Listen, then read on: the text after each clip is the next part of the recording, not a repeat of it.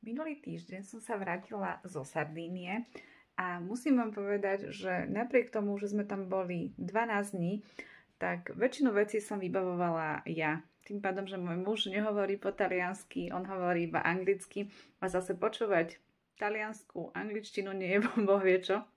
Takže som sa aj ja musela oboznámiť s novými slovíčkami, s novými pojmami, ktoré som dovtedy nepoužila. Objednávala som jedlo, zároveň v podstate sme išli na výlet loďou, ktorý nám aj v jeden deň zrušili a presunuli na iný deň, takže som po taliansky aj telefonovala. A koľkokrát som mi stalo aj to, že som proste v tom strese s tým, že som tam mala aj malé dieťa a mala som tam aj so sebou proste milión vecí, čo som potrebovala v hlave vyriešiť. Napriek tomu som ešte aj tú taliančinu učila mojich študentov, večerné kurzy priamo zo Sardínie. Veľmi veľa vecí bolo potrebné vybaviť.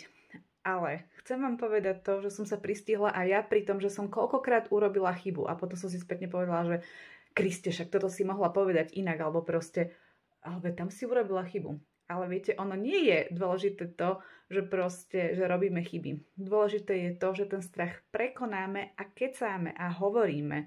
Takže nebojte sa toho, že proste, že pochybíte. Pamätajte si, že vy viete ich reč lepšie, než oni tú vašu.